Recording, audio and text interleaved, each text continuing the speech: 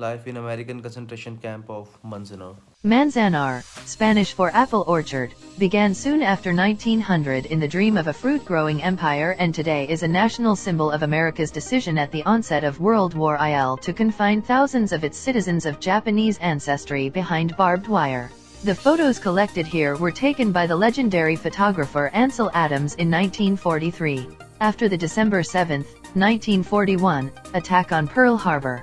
The United States government swiftly moved to begin solving the Japanese problem on the west coast of the United States. In the evening hours of that same day, the Federal Bureau of Investigation, FBI, arrested selected enemy aliens, including more than 5,500 Issei men. Many citizens in California were alarmed about potential activities by people of Japanese descent.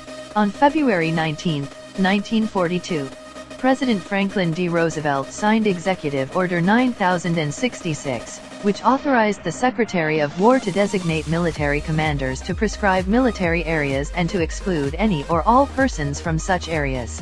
This order resulted in the forced relocation of more than 120,000 Japanese Americans, two-thirds of whom were native-born American citizens. The rest had been prevented from becoming citizens by federal law.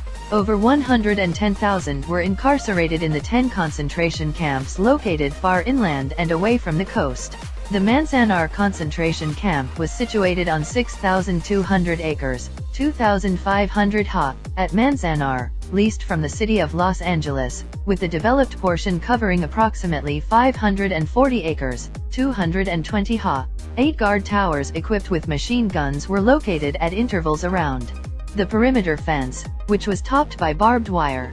The grid layout used in the camp was standard, and a similar layout was used in all of the relocation centers. The camp had school facilities, a high school auditorium, that was also used as a theater, staff housing, chicken and hog farms, churches, a cemetery, a post office, a hospital, an orphanage, 2 community latrines, an outdoor theater, and other necessary amenities that one would expect to find in most American cities. Some of the facilities were not built until after the camp had been operating for a while. A farm and orchards provided vegetables and fruits for use by the camp, and people of all ages worked to maintain them. By the summer of 1943, camp gardens and farms were producing potatoes, onions, cucumbers, Chinese cabbage, watermelon, eggplant, tomatoes, aster, red radishes, and peppers.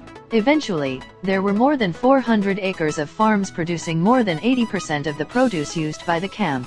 In early 1944, a chicken ranch began operation, and in late April of the same year, the camp opened a hog farm. Both operations provided welcome meat supplements to the diet. A total of 11,070 Japanese Americans were processed through Manzanar. From a peak of 10,046 in September 1942, the population dwindled to 6,000 by 1944. The last few hundred internees left in November 1945, 3 months after the war ended. If you like this video, make sure you subscribe to my channel.